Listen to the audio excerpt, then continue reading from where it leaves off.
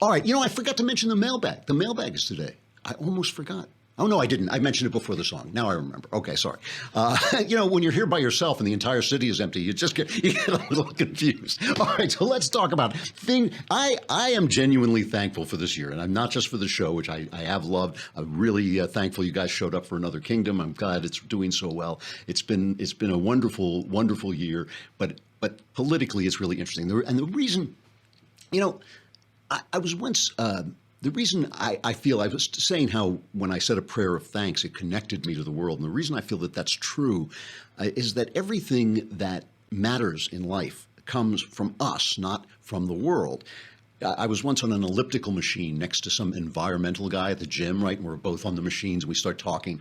And he was going on giving me this environmental guff, and he was talking about it. So I said, I would rather kill, he was talking about how beautiful the jaguars were or something like this. And I said, I would rather kill every jaguar than do harm to any human being.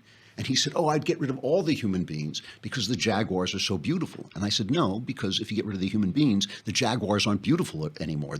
Beautiful is a human category. Beautiful is when a human being looks at a jaguar, then it's beautiful. A jaguar isn't even swift if a human being is there, because the concept of swift is in the mind of people. And the question that is always out there, the question of faith, is whether what's in your mind is being sent into it from God. Is there such a thing as an objective standard of beauty, an objective standard of morality, an objective standard of meaning? This is the thing that the left has been constantly, and intellectuals have been constantly telling us now for it's about 500 years, that no, there's no such thing as meaning. Beauty is in the eye of the beholder. Morality, your morality is different than my morality. And what those of us who have faith say is, no, this is coming from somewhere. This is also, this is the mind of God coming through God's creation.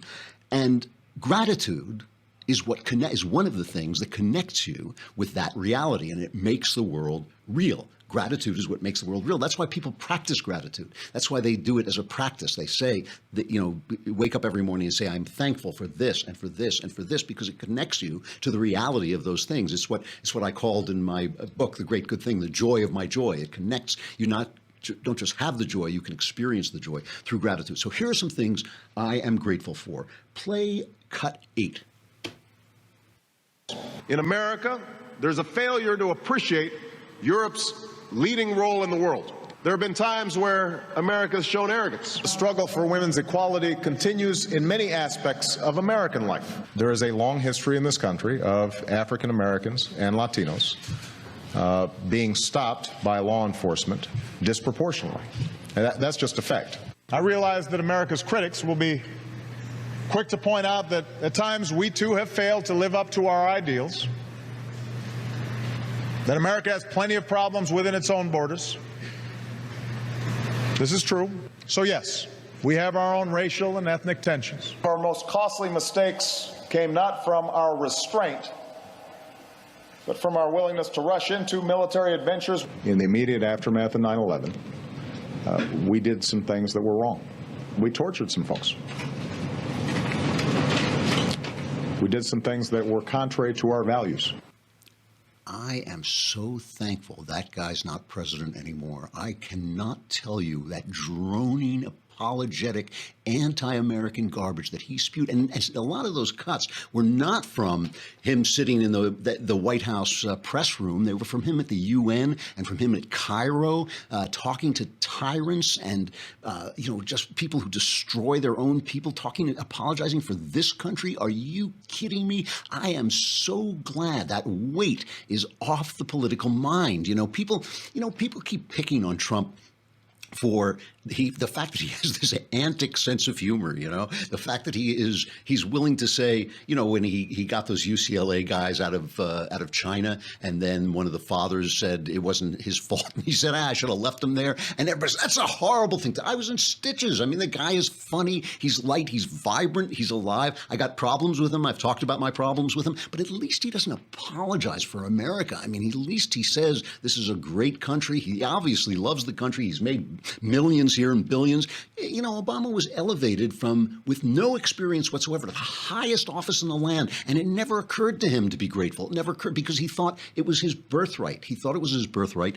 And with all those apologies, he was going to come down from Olympus and deliver these incredible, enlightened policies and how wonderful they were all going to be, and they all failed. And it never once, not once, did it occur to him to say, the Middle East wasn't on fire when I took office, and now it's in flames. Maybe it's me. The government, the economy has done so much better all through American history. Maybe it's my stupid healthcare plan that's sitting on it like a weight. It never occurred to him. The arrogance and all this.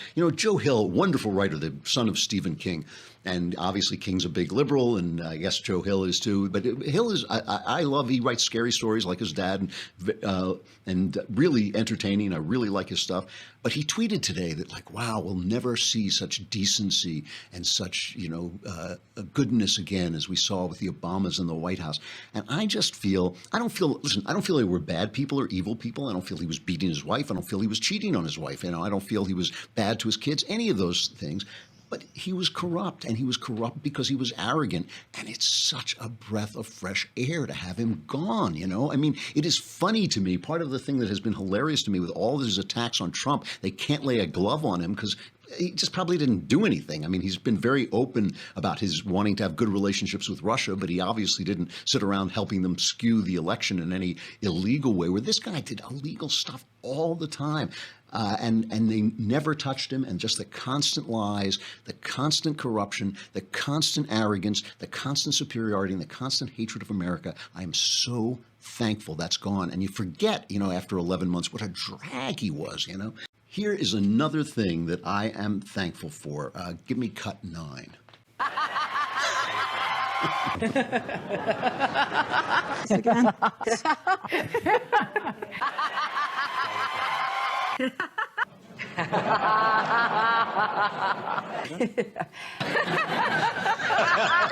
will be next year. You did.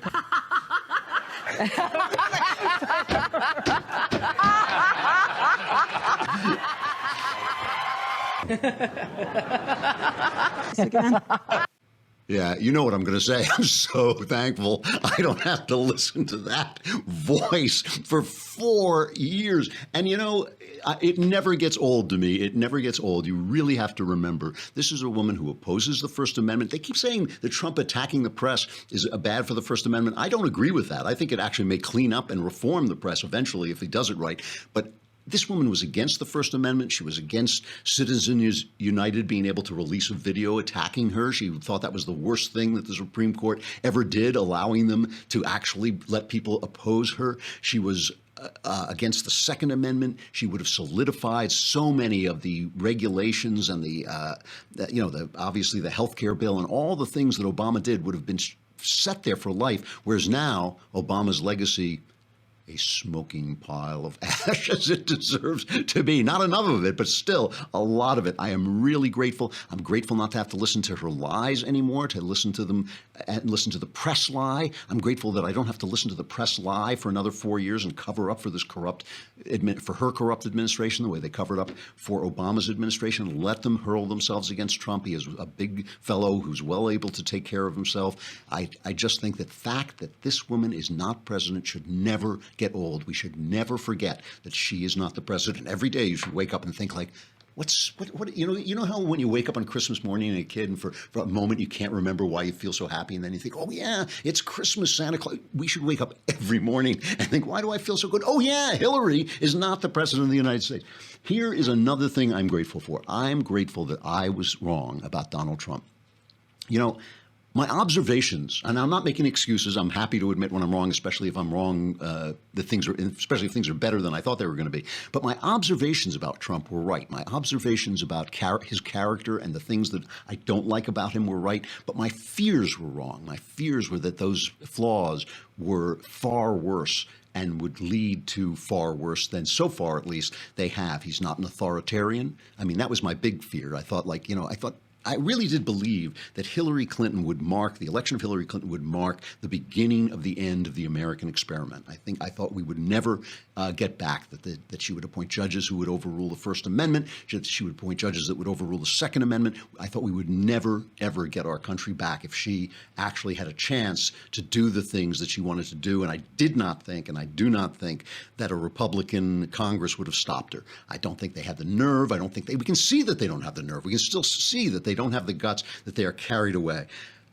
That they are carried away by the news and by the media, and they're afraid. And I think that I was wrong that he was going to be an authoritarian, that he was going to govern outside of the rules of the Constitution. He hasn't done that at all. They keep calling him a Nazi, and he keeps saying, I want the legislature to legislate. They won't do it. He's not good at wrangling the cats in Congress, which is an unfortunate thing. But look, the economy, outstanding, right? The stock market hits a new record every day, 3% GDP. I wish, I'm going to collect all the articles saying that could never happen, because it did happen. ISIS defeated in 11 months after all that, Barack Obama, what do we do here? How do we do this? After Barack Obama let them loose by getting out of Iraq too soon. They're gone, basically. They're going to spread. They're going to come back in another way. Terrorism is going to be with us. But ISIS is gone. Great judges, around 60 terrific judges, and the Congress finding the guts to appoint those judges and confirm those judges in spite of the left's obstructionism. The regulation rollback is massive. I mean, it's massive. And that, that's something people like me don't feel so much, because the First Amendment protects us from regulation. But if you're living in a business where they can come in and tell you can't wear, what if they said you could come in, and they do this to people, you can't wear that sweater because it might give people the impression that you support, they could do anything. And they do this to people, saying you can't have your cows drink out of your own lake. You can't cut down your own trees. You have to put a window in your business here instead of there. Obviously some regulation is necessary, but it has gotten way, way out of control. It is oppressive, and people who work in businesses like mine that are protected don't feel it, but it really is bad for the country. And one of the reasons the stock market is doing so well is because of the regulation rollback. And I feel he's moving the ball forward with North Korea. The one thing I always hit Trump on is on the rudeness, the bullying, and stuff like this.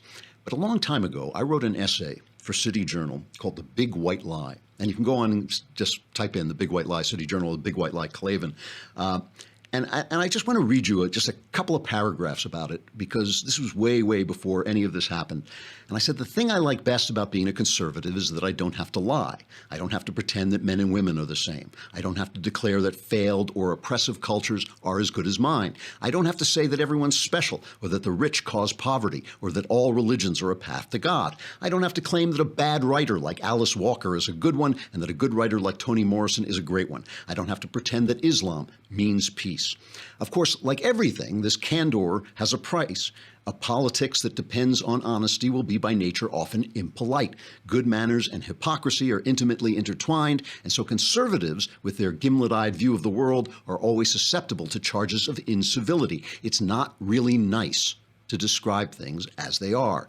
This is leftism's great strength. It's all white lies. That's its only advantage as far as I can tell. None of its programs actually works, after all, from statism and income redistribution to liberalized criminal laws and multiculturalism, from its assault on religion to its redefinition of family. Leftist policies have made the common life worse wherever they're installed. But because it depends on and is defined by describing the human condition inaccurately, leftism is nothing if not polite.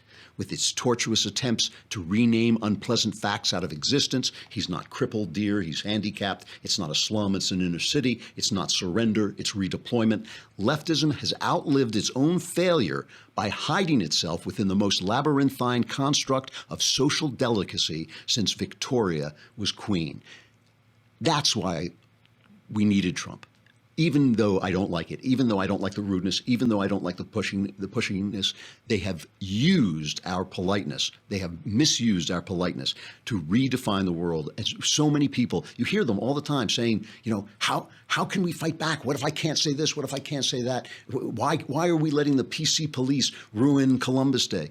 You don't have to let them ruin it. You just have to ignore them. You have to be rude enough to not accept their definition of politeness. And Trump has done that. I am thankful for that. I think, guys, we dodged a bullet. We really did. And I think for all the, look, Trump is a character. He's outlandish. He does some things that I don't like. He says some things that are dopey. He is so much better than what we could have had, what everybody said we were going to have. And it really is, it's an amazing thing.